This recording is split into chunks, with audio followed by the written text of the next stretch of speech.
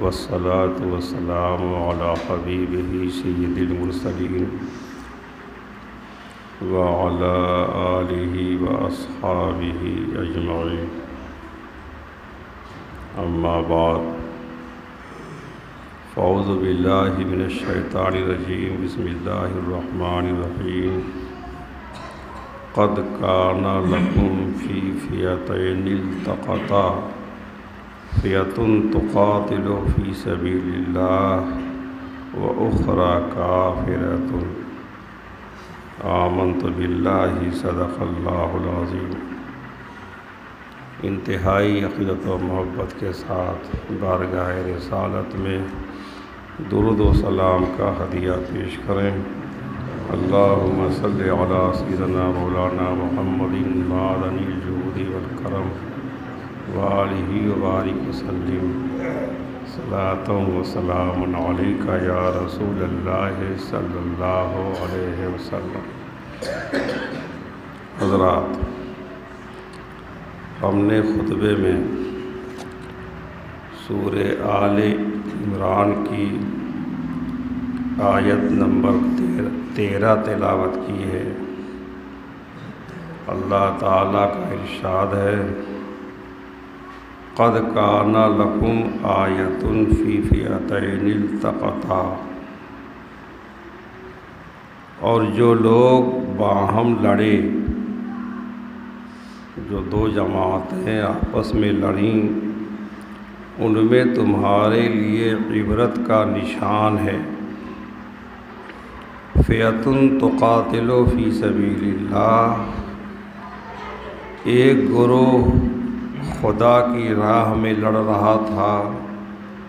وَأُخْرَىٰ كَافِرَةٌ، اور دوسرا گروہ خدا کا منکر تھا.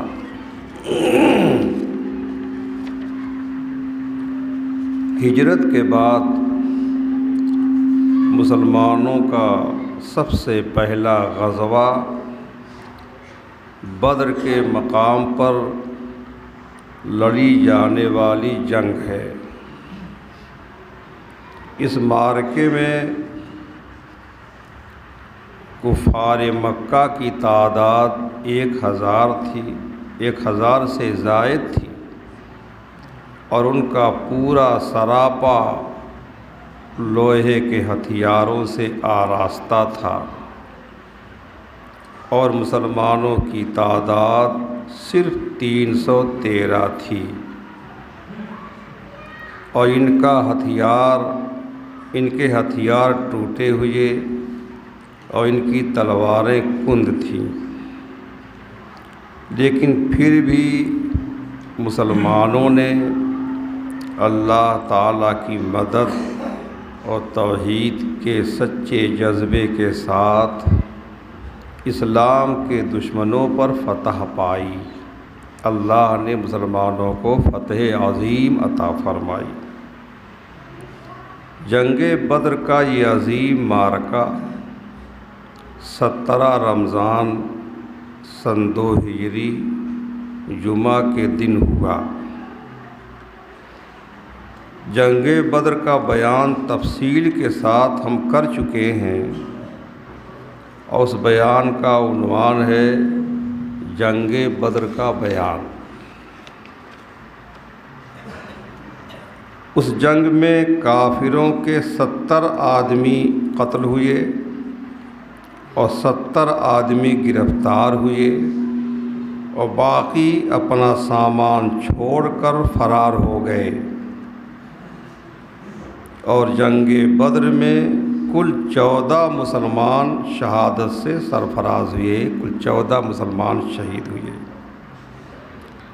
کافروں کے جو 70 آدمی گرفتار ہوئے، وہ جب جنگ کے قیدی بن کر مدینے میں آئے تو ان کو دیکھنے کے لیے بہت بڑا مجمع اکٹھا ہو گیا. ان قیدیوں کو حضور اقدس سید عالم صلی اللہ علیہ وسلم نے صحابہ کرام میں تقسیم فرما دیا، اور یہ حکم دیا کہ ان قیدیوں کو آرام کے ساتھ رکھا جائے۔ چنانچہ 2-2 4-4 قیدی صحابہ کرام کے گھروں میں رہنے لگے، اور صحابہ کرام نے ان لوگوں کے ساتھ یہ حسن سلوک کیا کہ ان لوگوں کو گوشت، روٹی وغیرہ حسب حیثیت بہترین کھانا کھلاتے اور خود کھجوریں کھا کر رہ جاتے تھے۔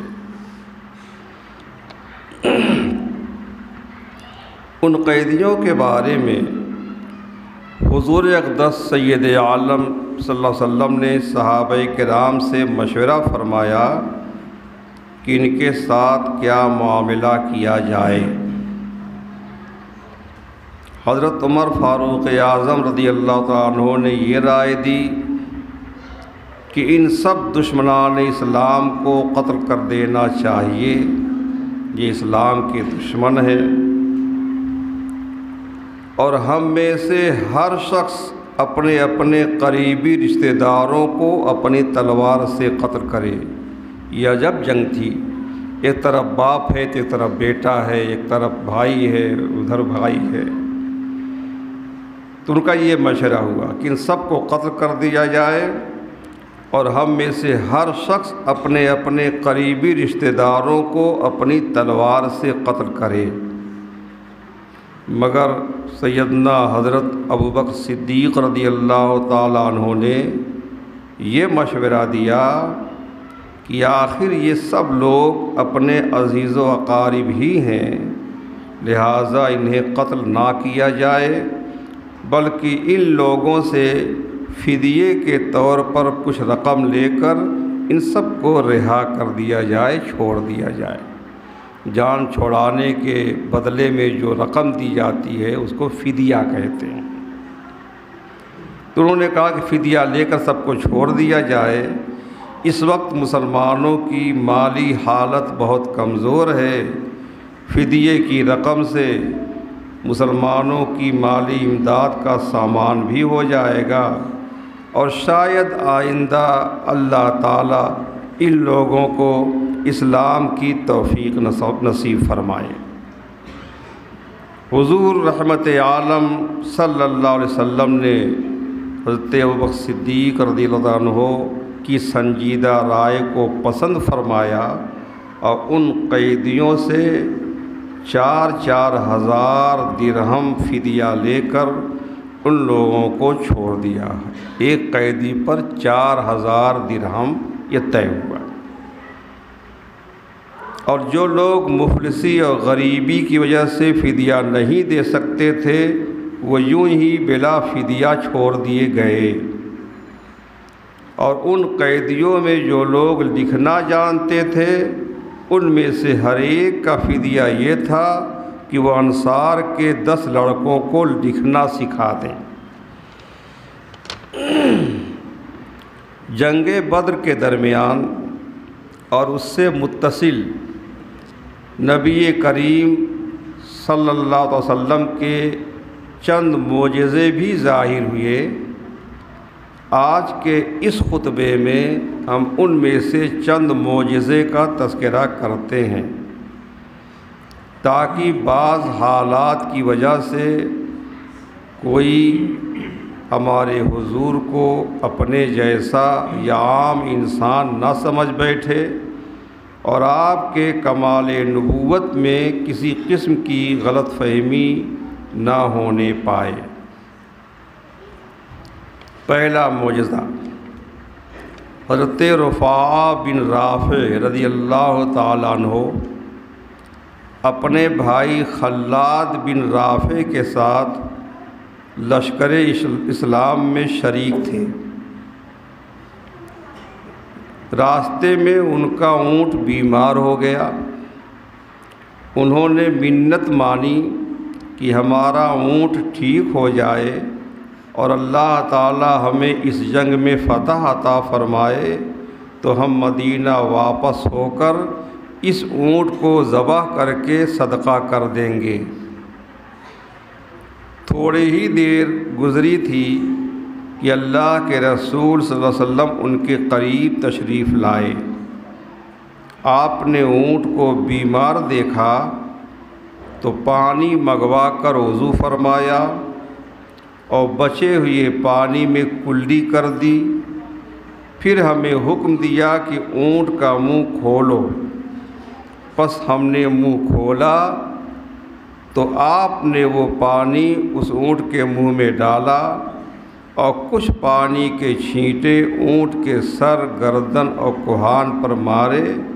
وہ اونٹ فوراً ٹھیک ہو گیا اور تندرست ہو گیا اور ہمیں اٹھا کر خوب دوڑنے لگا جیسے کبھی بیمار نہ ہوا تھا۔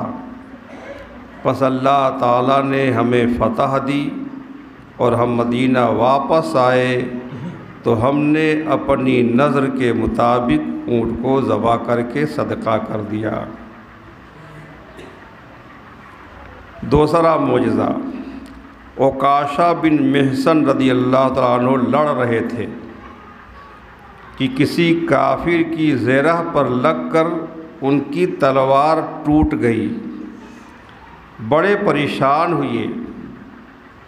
حضور اقدس سید عالم صلی اللہ علیہ وسلم نے ان کو دیکھا، پوچھا کیا بات ہے؟ کہا یا رسول اللہ میری تلوار ٹوٹ گئی ہے، میں کیسے لڑوں؟ تو آپ نے ایک لکڑی اٹھا کر ان کو دے دی، فرمایا کہ جاؤ اسی سے لڑو۔ یوں ہی یہ لکڑی ان کے ہاتھ میں آئی، ایک بہترین تیز تلوار بن گئی اور اس سے وہ خوب لڑے۔ اسی سے آپ نے معاویہ بن قیس کو قتل کیا۔ یہ تلوار ہمیشہ آپ کے پاس رہی اور کئی غزوات اور جنگوں میں کام آئی۔ آپ نے اس تلوار کا نام عون رکھا تھا۔ عون کے معنی مدد اور نصرت۔ غالباً آپ جنگ یمامہ میں شہید ہوئے۔ تیسرا معجزہ، حضرت خبیب پر رضی اللہ تعالیٰ عنہ امیہ بن خلف نے حملہ کر دیا۔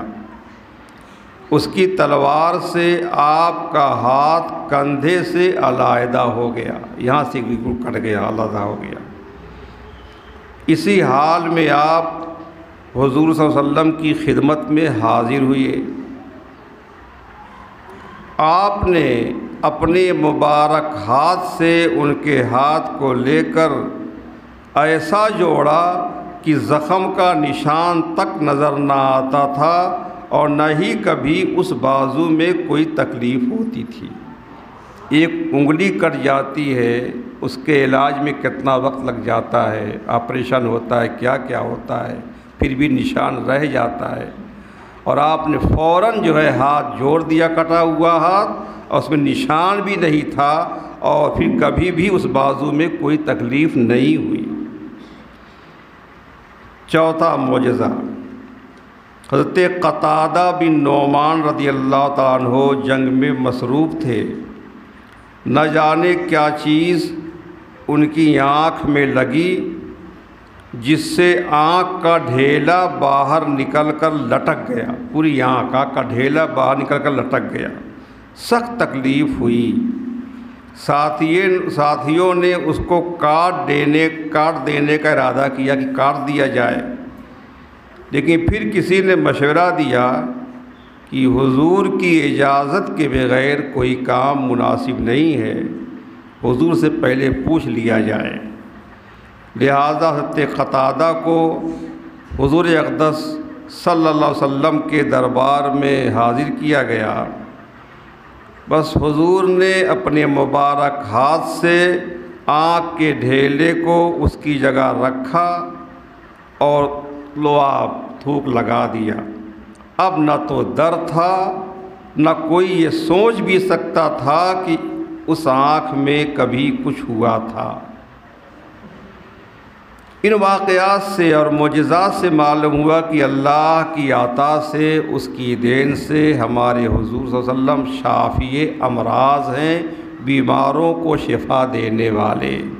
اسی لیے آپ کا ایک نام شافی بھی ہے۔ اعلیٰ حضرت کا ایک شعر ہے شافی و نافی ہو تم، کافی و وافی ہو تم۔ اس میں 4 ناموں کا ذکر کیا ہے، شافی، نافی، کافی، وافی۔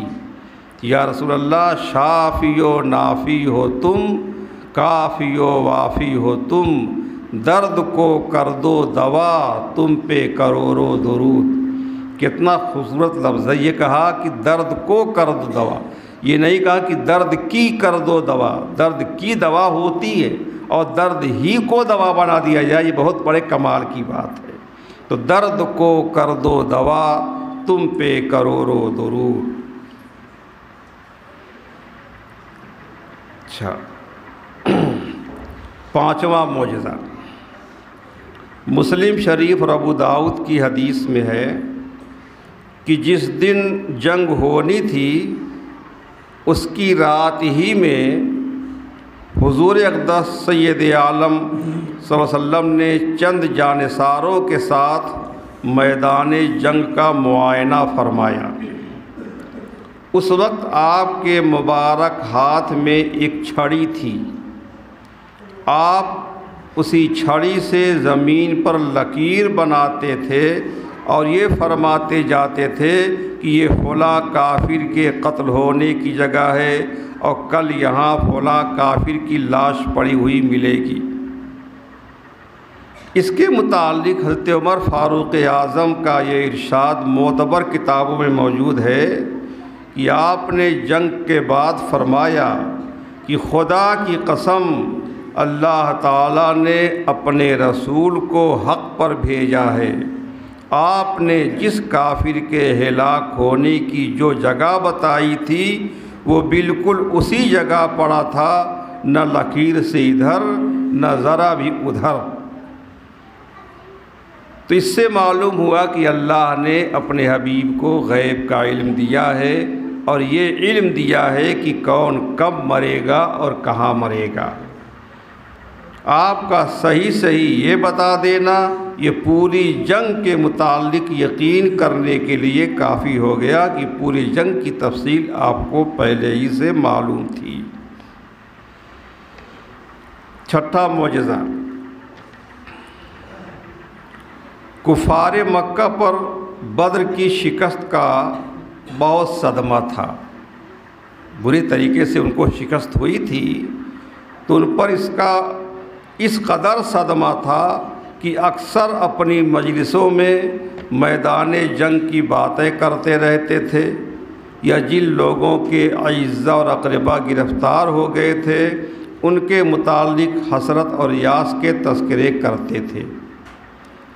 عمیر بن وہب کا لڑکا وہب بھی مدینے میں مسلمانوں کا قیدی تھا۔ ایک دن عمیر اور صفوان دونوں کعبے کے حتیم میں بیٹھے بدر کے مقتولین پر، جو لوگ ان کے اعزاء اقربا قتل ہو گئے تھے، ان پر آنسو بہا رہے تھے اور اپنے ہلاک ہونے والے عزیزوں کا ذکر کر رہے تھے۔ ایک دم صفوان بول اٹھا کہ اے عمیر، میرے باپ دادا اور دوسرے عزیز جس بے دردی سے قتل ہوئے ان کا خیال کر کے میں تڑپ جاتا ہوں، ان کو یاد کر کے سینے میں دل ٹکڑے ٹکڑے ہو رہا ہے، اور اب زندگی میں کوئی مزہ باقی نہیں رہ گیا ہے۔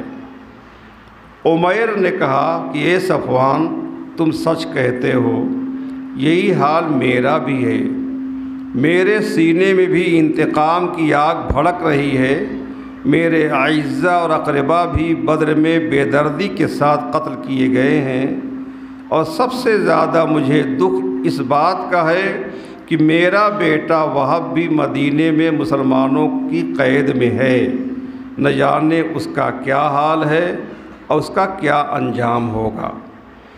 میرا دل تو چاہتا ہے کہ مدینے جاؤں اور کسی طرح محمد بن عبداللہ کا سر اتار لاؤں، نعوذ باللہ، اللہ کی پناہ۔ اور بولا کہ یہ کام تو آسان ہے، کیونکہ سنا ہے وہ مدینے کے گلی کوچوں میں تنہا گھومتا رہتا ہے، حضور کے بارے میں اکیلے رہتے ہیں، وہ قدر کرنا آسان ہے۔ اس کی بات سن کر صفوان نے کہا پھر کیا ہے، آگے بڑھو، ایسا کر کے سب مکہ والوں کا دل ٹھنڈا کر دو گے، بڑی عزت پاؤ گے۔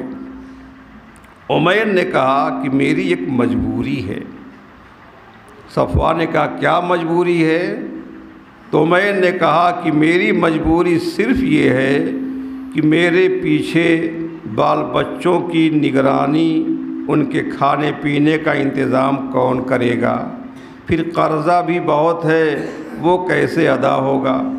خدا کی قسم اگر میں قرض دار نہ ہوتا اور بال بچوں کی فکر سے دوچار نہ ہوتا تو ابھی تیز رفتار گھوڑے پر سوار ہو کر مدینے جاتا اور دم زدن میں دھوکے سے محمد کو قتل کر کے فرار ہو جاتا صلی اللہ علیہ وسلم۔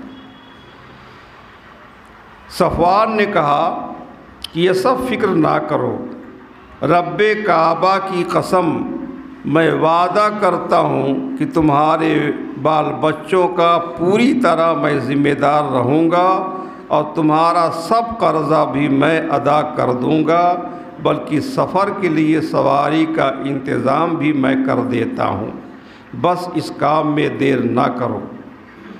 اس گفتگو کے بعد عمیر سیدھا گھر آیا، زہر میں بجھائی ہوئی تلوار لیا، گھوڑے پر سوار ہو گیا، مدینے پہنچا، موقع کی طاق پہ رہا کہ کہیں اکیلے پا کے اپنا کام کر دے۔ ایک دن تلوار لیے مسجد نبوی شریف کے دروازے پر بیٹھا تھا کہ ابھی نکلیں گے تو اپنا کام کر دوں گا، بس وہ بیٹھا تھا کہ اچانک حضرت عمر فاروق اعظم چند ساتھیوں کے ساتھ آ رہے تھے، ان کی نظر پڑ گئی۔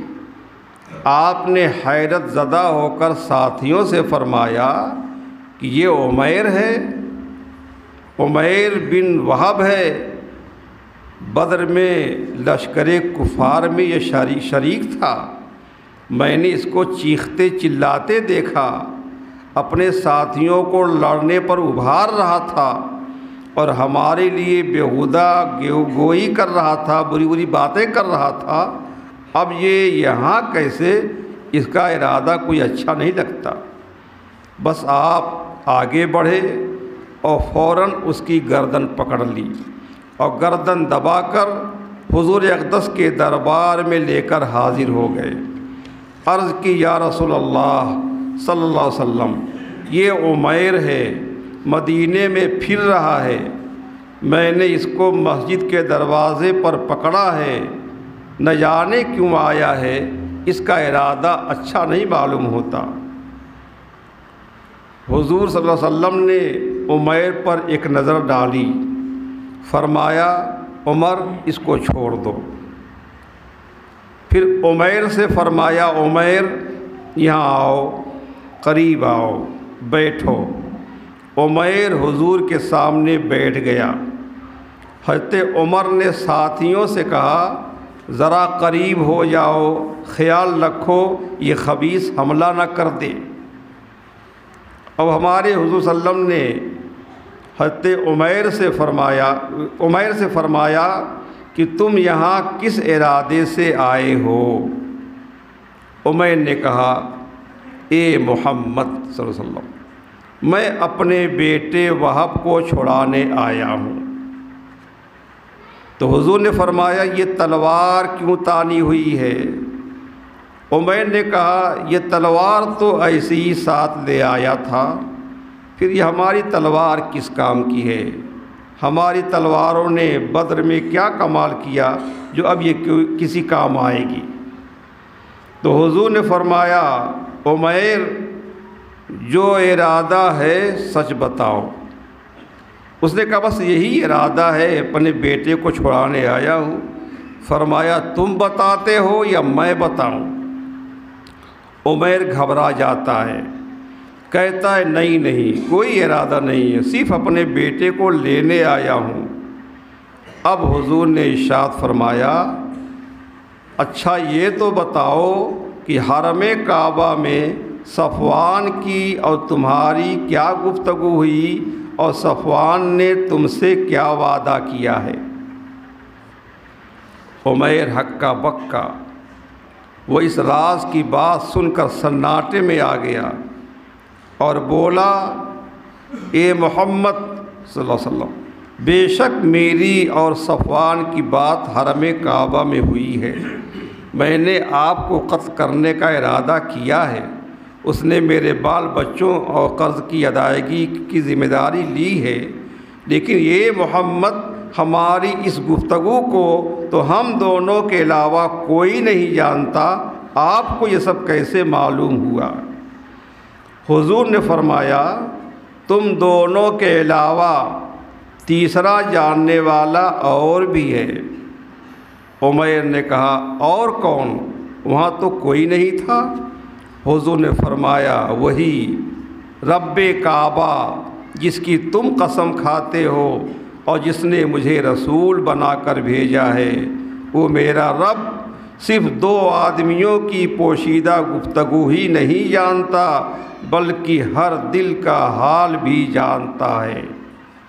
عمیر نے کہا، یہ تو ٹھیک ہے، وہ سب کچھ جانتا ہے، لیکن آپ کو کیسے پتہ چلا؟ حضور نے فرمایا، وہ میرا رب ہے، وہ مجھے سب کچھ بتا دیتا ہے، میں اس کا رسول ہوں نا۔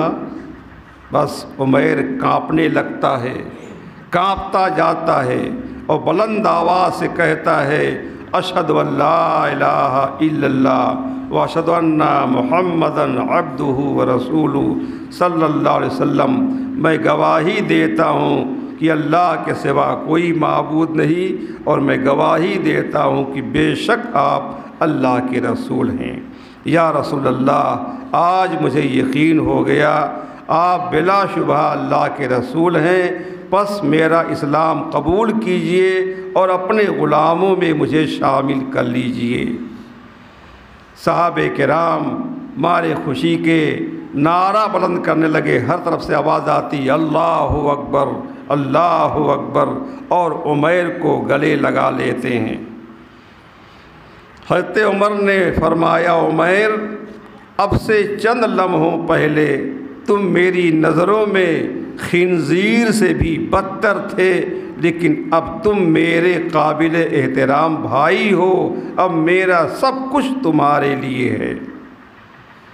حضور نے صحابہ کرام سے فرمایا کہ اپنے بھائی کو لے جاؤ، اس کا ہر طرح خیال رکھو اور اس کے بیٹے وہب کو آزاد کر دو اور اس کو قرآن اور شریعت کی تعلیم دو۔ اس کا بیٹا وہب بھی آزاد ہوا اور آزاد ہو کر اس نے بھی کلمہ پڑھ لیا، لا الہ الا اللہ محمد رسول اللہ، مشرف اسلام ہو گیا۔ کچھ عرصہ مدینے میں ٹھہر کر پھر دونوں نے حضور سے اجازت چاہی اور مکے کے لیے روانہ ہو گئے۔ ادھر مکے میں صفوان حضور کے قتل کی خبر سننے کے لیے انتہائی بے قرار تھا اور دن گن گن کر عمیر کے آنے کا انتظار کر رہا تھا، مگر جب اس نے ناگہاں یہ سنا کہ عمیر مسلمان ہو گیا ہے تو فرط حیرت سے اس کے پاؤں کے نیچے کی زمین نکل گئی اور بوکھلا گیا۔ حضرت عمیر رضی اللہ تعالیٰ عنہ مسلمان ہو کر مکہ آئے اور جس طرح وہ پہلے مسلمانوں کے خون کے پیاسے تھے، اب وہ کافروں کی جان کے دشمن بن گئے اور انتہائی بے خوفی اور بہادری کے ساتھ وہ اور ان کے بیٹے حضرت وہب مکے میں اسلام کی تبلیغ کرنے لگے، یہاں تک کہ ان کی دعوت اسلام سے بڑے بڑے کافروں کے اندھیرے دلوں میں نور ایمان کی روشنی سے اجالا ہو گیا، اور عمیر بن وہب اور وہب بن عمیر رضی اللہ عنہما کی تبلیغ سے مکے میں مسلمانوں کا ایک گروہ تیار ہوا۔ صفوان دونوں کا یہ حال دیکھ کر بجھ جاتا اور تڑپتا رہتا، لیکن کچھ بگاڑ نہ سکتا تھا۔ اب یہ ہو گئے حضرت عمیر رضی اللہ تعالیٰ عنہ اور حضرت وہب رضی اللہ تعالی عنہ۔ ایک چھوٹا سا اور ہے 7واں معجزہ، حارث بن ابو زرار اپنے بیٹے کا فدیہ ادا کرنے، بیٹے کا نام نصر تھا، فدیہ ادا کرنے کے لیے کچھ کنیزیں اور اونٹ لے کر مکہ سے چلا۔ مدینے میں داخل ہونے سے پہلے اس نے کنیزوں اور اونٹوں کو ایک جنگل میں چھوڑا تاکہ پہلے بغیر فدیہ کے بیٹے کو آزاد کرانے کی کوشش کرے، دکھا دی کہ میں غریب ہوں، میرے پاس کچھ نہیں ہے، اور اگر کام نہ بن سکا تو کنیزوں کو اور اونٹ کو حضور کی خدمت میں پیش کر دے گا۔ پس حارث حضور کے دربار میں حاضر ہوا تو حضور نے پوچھا، حارث کیسے آئے؟ حارث بولا، اپنے بیٹے نصر کو آزاد کرانے آیا ہوں۔ حضور نے فرمایا، فدیے کی رقم لائے ہو؟ حارث بولا، نہیں، فدیہ ادا کرنے کے لیے میرے پاس کچھ نہیں۔ حضور نے فرمایا، اچھا، کیا تم ٹھیک کہتے ہو، تمہارے پاس کچھ نہیں ہے؟ حارث بولا، جی کچھ نہیں ہے، آپ اس کو بغیر فدیہ لیے آزاد کر دیں اور مجھ پر احسان فرمائیں۔ حضور نے فرمایا، تو پھر یہ بتاؤ کہ مکے سے جو کنیزیں اور اونٹ فدیہ ادا کرنے کے لیے لائے تھے وہ کہاں ہیں؟ یہ بھی ہم ہی بتائیں کہ تم بتاتے ہو؟ اب حارث حیرت زدہ ہو گیا، بولا، خدا کی قسم، یہ بات نہ تو کوئی مکہ والا جانتا ہے، نہ ہی کوئی مجھے مدینے کے راستے پر یہاں آتا نظر آیا۔ آپ کو معلوم ہو گیا، پس مجھے یقین ہو گیا کہ بے شک آپ نبی برحق ہیں۔ اس کا جو بیٹا نصر بن حارث، اس کو حضور صلی اللہ علیہ وسلم پہلے ہی قتل کرا چکے تھے۔